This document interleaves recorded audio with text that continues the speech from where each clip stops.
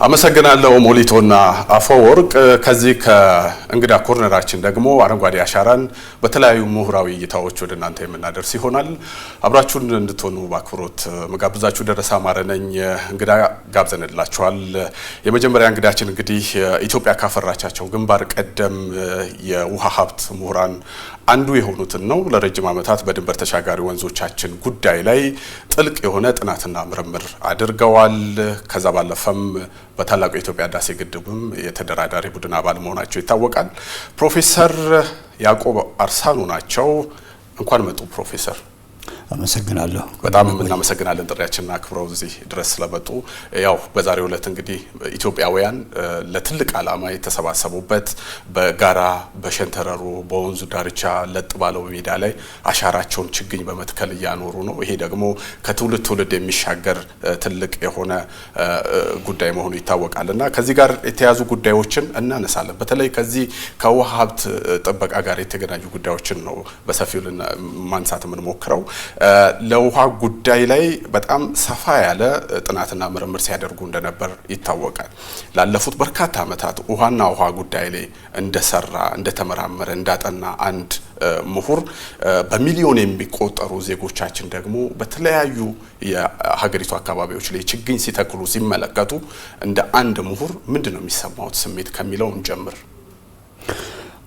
አመሰግናለሁ። ይሄ በጣም ትልቅ ስራ ነው። ትልቅ ተግባር ነው። ትልቅ ዓላማ የተከተለ ነው። ኢትዮጵያውያን ከዳር እስከ ዳር መንግስት ባወጣው የዛፍ ተከላ መርህ እና ድጋፍ በየዓመቱ የሚተከለው በዘንድሮም በጣም ከፍተኛ ቁጥር ያለው ዛፍ የሚተከልበት እጅግ በጣም የሚያስደስት ነው። ማስደሰት ብቻ ሳይሆን ትልቅ ጠቀሜታ ያለው ነው። ይሄ ትርጉም አለው፣ ብዙ ትርጉም አለው። የልማት ትርጉም አለው፣ የውሃን የማበዛት ትርጉም አለው፣ መሬትን መጠበቅ ትርጉም አለው፣ የአየርን እና ክላይሜትን የመጠበቅ ትርጉም አለው፣ ጤንነትን የመጠበቅ ትርጉም አለው። የሰውን ህይወት ብቻ ሳይሆን የእጽዋቱንም የአራዊቱንም የእንስሳቱንም ህይወት የመጠበቅ ትርጉም አለው። ትርጉሙ ተዘርዝሮ አልቅም። በጣም ትልቅ ትርጉም ያለው ነገር ነው። የዚህ ስኬት ደግሞ የህይወታችን መሻሻልን የሀገሪቱን አጠቃላይ የአኗኗር ብሎም የህልውና ለውጥ ሁሉ የሚያመጣ ስለሆነ በጣም የሚያስደስት ነገር ነው። ያው ኢትዮጵያ የውሃ ሀብቶቿን ለመጠበቅ ከምታደርጋቸው ጥረቶች መካከል አንዱ ይሄ የአረንጓዴ አሻራ መርሃ ግብር መሆኑ ይታወቃልና በዛሬው ዕለት ደግሞ 800 ሚሊዮን ችግኞችን በአንድ ጀንበር የመትከል መርሃ ግብር እየተከናወነ ያለበት ሰዓትና ወቅት ላይ ነው የምንገኘው። ይሄ ደግሞ የውሃ ሀብታችንን ለመጠበቅ ዘላቂነት ለማረጋገጥ ትልቅ የሆነ ፋይዳ እንዳለው ይታወቃልና እንደው እንደ አረንጓዴ አሻራ ያሉ መርሃ ግብሮቻችን ምን ያህል ወሳኝ ሚና እየተጫወቱ ነው የሚለውን እናንሳ፣ ጉዳዩንም በቅርበት ስለሚከታተሉ። እንግዲህ ይሄ በአዲስ ከተጀመረ አሁን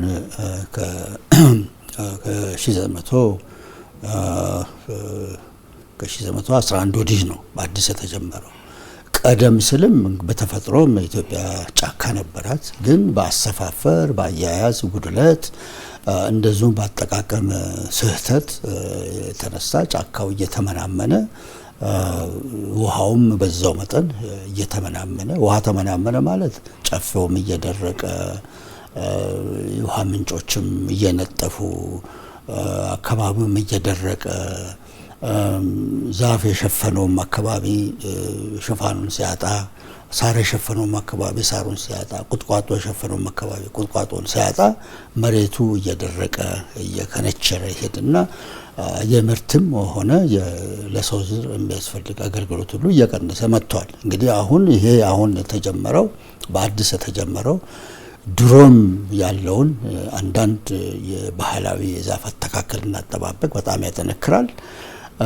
አዲስ ዘመቻ ደግሞ አሁን ሰው በአብዛኛው ከህይወቱ ጋራ የነበረውን የጫካ ልማት፣ የተክል ልማት፣ የመሬት ሽፋን ልማት ከመሬት ጋር ያለውን የወዳጅነት ባህል መልሶ የበለጠ እያለመለመ የሚሄድበት ይመስለኛል። ስለዚህ ትርጉሙ በጣም ብዙ ነው። ይሄ ከሆነ በኋላ ጫካ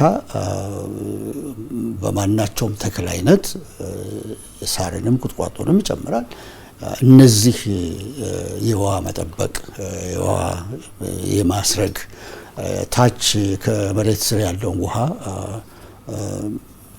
ከፍታው ከፍ እንድል በቀላሉ ጉድጓድ ቆፍነን የምናገኝበት እንዲሆን ይሄ በጣም ትልቅ ጠቀሜታ ያለው እና ለውሃ አገልግሎት፣ ለውሃ ግኝት፣ ለውሃ ጥበቃ በጣም ጠቃሚ የሆነ ትርጉም ብቻ ሳይሆን አሰራርና ጠቀሜታ ያለው ውጤት የሚያስገኝ ነገር ይመስለኛል።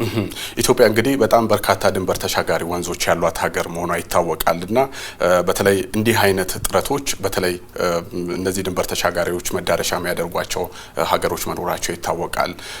እዚህ ሀገር ላይ የሚሰራው የአረንጓዴ አሻራ መርሃ ግብር በተለይ ቀጠናውን ለማስተሳሰር ሊሆን ይችላል። እነዚህን የተፋሰሱን ሀገራት እንዲተባበሩ በጋራ እንዲቆሙ ከማድረግ አንጻር የራሱ የሆነ ትልቅ ሚና ይጫወታል ብዬ አስባለሁ። በግሌ ግን እርስዎ ደግሞ በተግባር ምን አዲስና ምን ተጨባጭ ነገር እየፈጠረ ነው የሚለውን ጉዳይ ብንመለከተው በተለይ ከተፋሰስ ሀገራት ጋር ባለ ትብብር ይህንንስ ተነሳሽነት በምን አይነት መንገድስ ነው ደግሞ ሊደግፉት የሚገባው እንዴትስ ሊመለከቱት ይገባል በሚለው ላይ ሀሳቦትን ቢያጋሩ።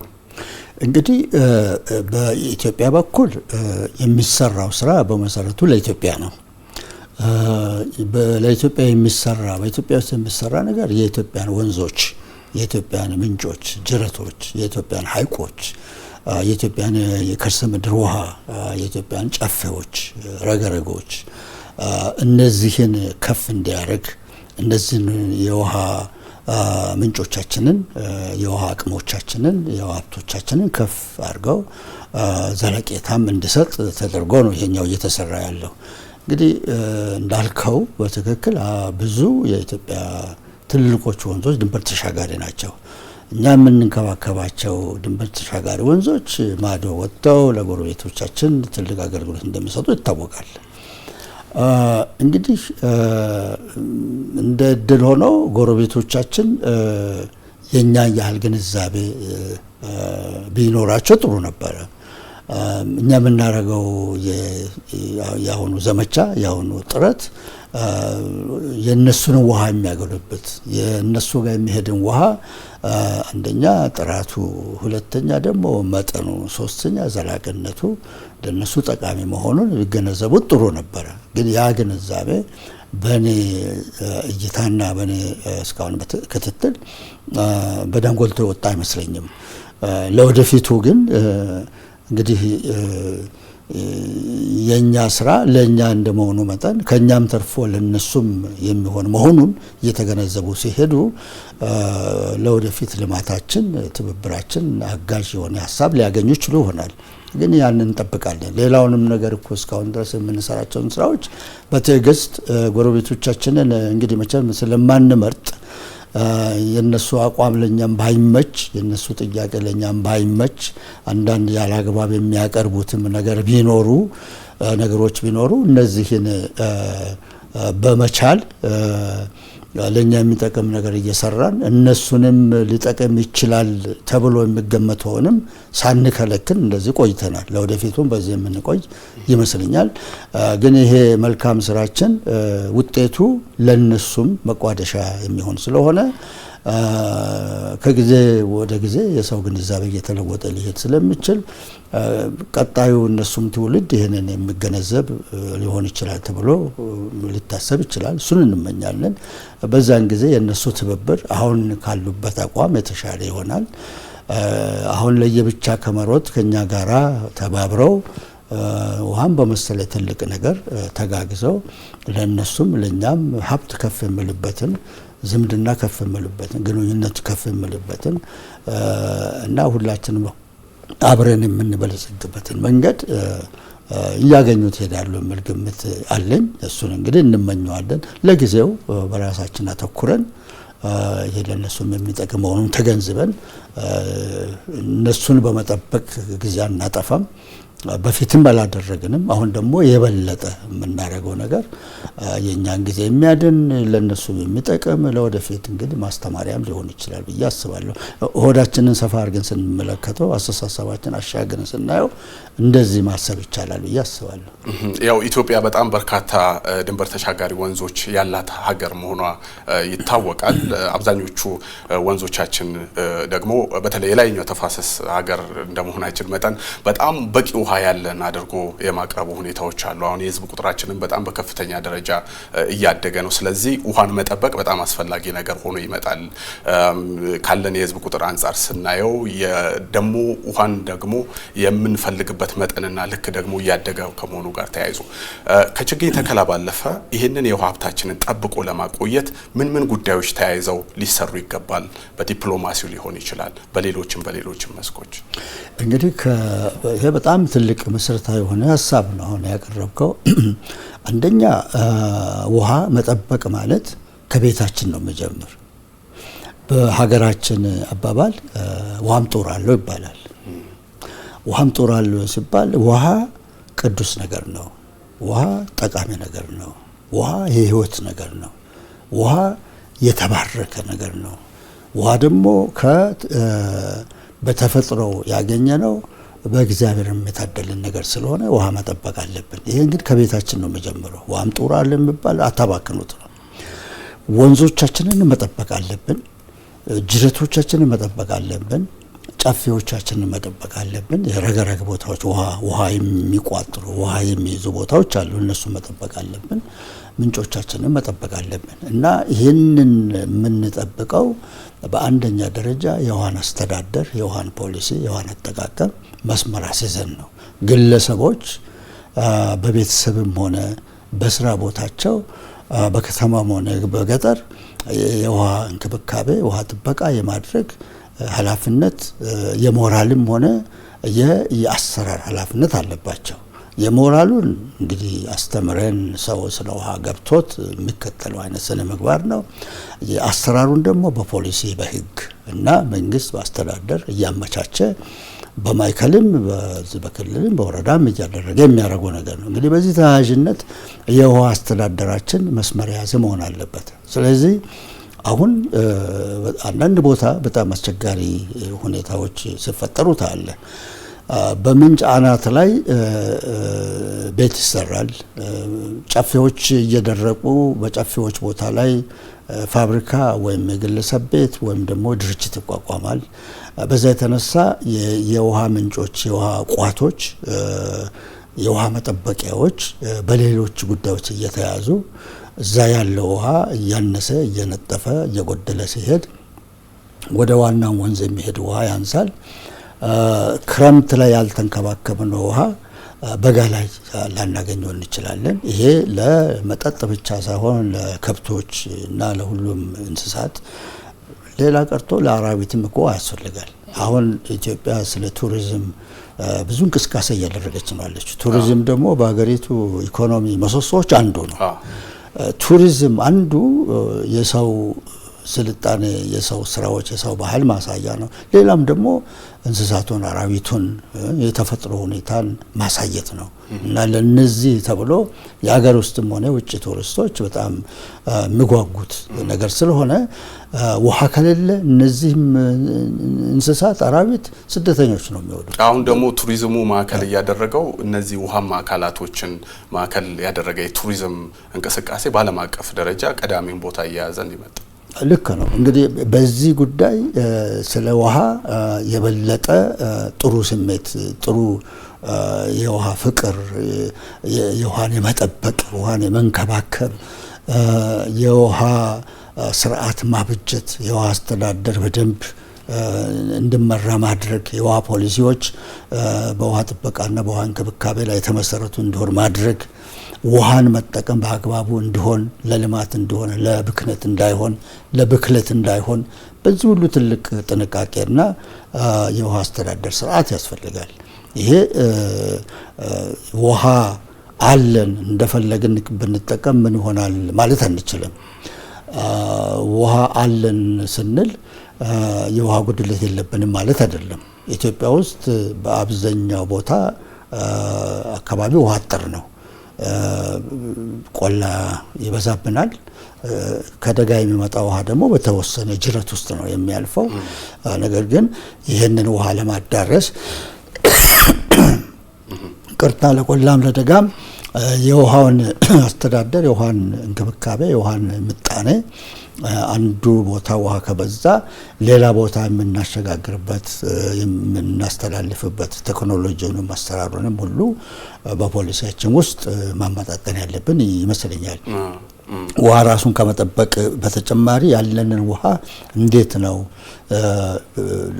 ውሃ አጠር ቦታዎችም የምናዳርሰው? ውሃ በብዛት የሚከማችበት የሚጠራቀምበትን ቦታ በተፈጥሮ የሚገኝበት ቦታ እንዴት ነው የምንከባከበው? እና ለዚህ ሁሉ የተመጣጠነ ስራ እንድንሰራ ይሄን ስራ ባህል እንድናደርገው፣ ይሄ ስራ ባህል ደግሞ ቅድም እንዳልነው የውሃ ሀብታችንን ከፍ እንዲያደርግ፣ የውሃ ቦታችንን በጣም ንጹህና ተፈላጊ እንዲያደርግ፣ ለዚህ የሀገር ውስጥም ሆነ የውጭ ቱሪስቶች የሚያዘወትሩበት የሚዝናኑበት፣ ለሕክምናቸው ለጤናቸውም ለእይታቸውም ለደስታቸውም የሚሆን ነገር እንዲያደርጉ እዛም በሚሄዱበት ጊዜ ያው ኢኮኖሚውን በተመጣጠነ መንገድ የሚያሻሽል እና ሀብት ለአካባቢ የሚስብ ስለሆነ ይሄን ሁሉ መስመር አስገብተን አስበን በሰፊው ማድረግ ያለብን ይመስለኛል። እንደው አሁን ያለው ትውልድ ያው ሁላችንም እየተመለከተን ነው። በየአመቱ በአረንጓዴ አሻራ በሚደረግበት ወቅት ሁሉ በሚሊዮኖች የሚቆጠሩ ከ25 እስከ 30 ሚሊዮን የሚደርስ ህዝብ ወጥቶ ነው ይህን ችግኝ የሚተክለው። ስለዚህ የደን ልማትና በተመሳሳይ ውሃ በጣም የተያያዙ የተሳሰሩ ነገሮች መሆናቸውን የአሁኑ ትውልድ እየተገነዘበ የመጣ ይመስሎታል ወይ? አሁን ያለንበት ደረጃ እሱን አያሳይም ወይ የሚለው ላይ ተጨማሪ ባጭሩ ሀሳብ ይስጡ። ያሳያል ይመስለኛል። ይሄ ራሱ በጣም ትልቅ ደረጃ ያደረሰን ይመስለኛል። ግን አንዳንድ ጥንቃቄዎች የተሟሉ ናቸው ለማለት ያስቸግረኛል ራቅ ብዬ ስመለከት እና ምንድነው አሁን ተከላውን በምንፈጽምበት ጊዜ በተቻለ መጠን የሰው ሰፈራ ከውሃ አናት ላይ መውረድ አለበት እና ይህንንም በፖሊስ ያስታከን ባሰፋፈር ከተሞች ያለ መጠን እየተዘረጉ ወደ ላይ ሳይሆን ወደ ጎን እየሄዱ ጨፌም መንጭም የዋናትም ወዳለበት ድረስ ሁሉ እየሄዱ ስለሆነ ይህንንም በተቻለ መጠን መግቻ ማብጀት የሚያስፈልግ ይመስለኛል። ረግረጎችና የውሃ ክምችት ቋጠሮች እንደ ሳምባ የሚቆጠሩ ለበጋ ውሃ ክምችት፣ ለበጋ ውሃ ጠቀሜታ፣ ለበጋ ውሃ ሀብት እና ጥቅም ለከብትም ለሰውም ለእንስሳትም ጠቃሚ ስለሆነ እነዚህን ቦታዎች በጣም መጠበቅ የሚያስፈልግ ይመስለኛል እና እንዲህ ያሉትን ነገሮች ዝርዝሮችን ለወደፊት በምርምርም በሀሳብም ከጉብኝት በሚመጡ አስተያየቶችም እስካሁን ድረስ ያለውንም የአተካከል ከውሃ ጋር አዛምዶ እንደ ሁኔታው ግምገማን በማድረግ እነዚህ እየተሻሻሉ ሊሄዱ የሚችሉ ነገሮች ናቸው። ይህ ማለት እስካሁን የተሰራውን ስራ በምንም አይነት የሚያሳንስ ደግሞ በዚህ ማይል ነበረበት በዚህ ማይል አልነበረበትም የሚል ትልቅ ቃል የሚያሰነዝር ሳይሆን ጥንቃቄው ልማት ስለሆነ ልማት እየተሻሻለ ሁሉ ጊዜም ቢሆን እየጨመረ የሚሄድ ስለሆነ እነዚህ ጉድለቶች ካሉ እነዚህ ማስተካከል እና ለነዚህ ደግሞ ትንሽ ቀልብ መስጠት ጠቃሚ ይመስለኛል። በጣም አመሰግናለሁ ፕሮፌሰር ያዕቆብ አርሳኖ ደንና ውሃ የማይነጣጠሉ መሆናቸውን በምሁራዊ እይታ ስላሳዩን ሀሳብና እይታዎትን ስላጋሩን በጣም እናመሰግናለን። እኔም አመሰግናለሁ።